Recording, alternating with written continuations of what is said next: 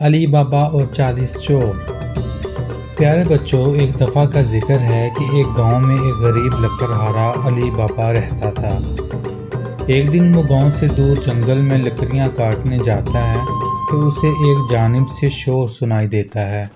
وہ اٹھ کر اس جانب دیکھتا ہے تو اسے ڈاکوؤں کا ایک گروہ گھوڑوں پر سوار نظر آتا ہے۔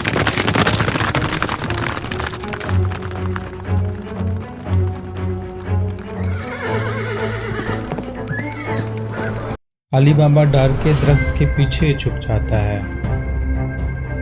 ڈاکوؤں کا وہ گروہ ایک غار کے سامنے رکتا ہے۔ وہ گھوڑوں سے اترتے ہیں اور لوٹا ہوا سامان لے کر غار کی جانب چل پڑتے ہیں۔ ڈاکوؤں کا سردار بند غار کے سامنے آ کر کہتا ہے، کھل جا سم سم، اور غار کا دروازہ کھل جاتا ہے۔ علی بابا یہ سب درخت کے پیچھے چھپا حیرت سے دیکھ رہا ہوتا ہے۔ ڈاکو سارا سونا غار کے اندر رکھتے ہیں اور پھر وہاں سے چلے جاتے ہیں۔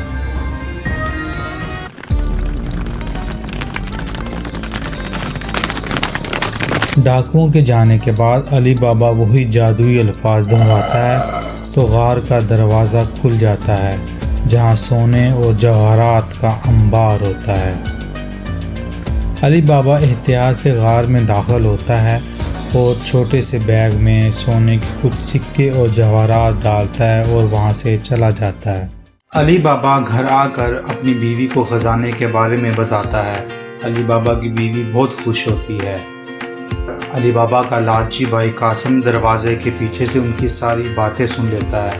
قاسم ایک بڑے بیگ کو لے کر غار کی طرف روانہ ہوتا ہے۔ وہ غار میں داخل ہو کر سونا اور جواہرات بھرنا شروع کر دیتا ہے۔ اسے وہاں زیادہ وقت لگ جاتا ہے۔ اتنے میں ڈاکو واپس پہنچ جاتے ہیں۔ وہ قاسم کو وہاں دیکھ کر غضبناک ہو جاتے ہیں۔ ڈاکوؤں کا سردار اسے کہتا ہے، تم نے میرا سونا چرانے کی ہمت بھی کیسے کی؟ اور وہ اسے وہیں مار دیتا ہے۔ جب قاسم واپس نہیں آتا تو علی بابا پریشانی کی حالت میں غار جانے کا فیصلہ کرتا ہے۔ وہ جب وہاں پہنچتا ہے تو قاسم کو مرا ہوا پاتا ہے۔ اسے بہت دکھ اور افسوس ہوتا ہے۔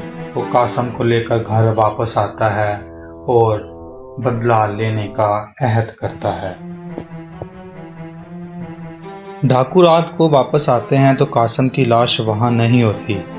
وہ جلد ہی پتہ لگا لیتے ہیں کہ مرنے والا علی بابا کا بھائی تھا۔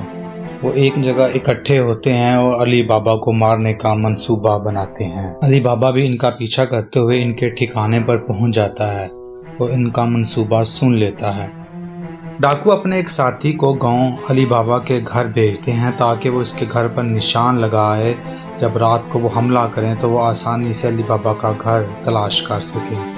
ادھر علی بابا اپنی مخلص اور چلاک ملازمہ مورگینا کے ساتھ مل کر ایک منصوبہ بناتا ہے۔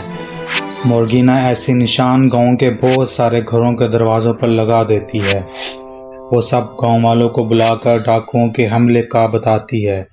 گاؤں والے ڈاکوؤں کا مقابلہ کرنے کے لیے تیار ہو جاتے ہیں۔ ڈاکو جب رات کو گاؤں پہنچتے ہیں تو وہ حیران رہ جاتے ہیں۔ ان کے مقابلے کو سارا گاؤں آ جاتا ہے۔ گاؤں والے ڈاکوؤں پر حملہ کر دیتے ہیں۔ علی بابا بہادری دکھاتے ہوئے ڈاکوؤں کے سردار کو مار دیتا ہے۔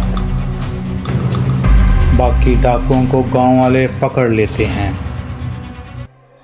گاؤں کے لوگ علی بابا کا شکریہ ادا کرتے ہیں کہ اس نے گاؤں کو ڈاکوؤں سے محفوظ بنا دیا۔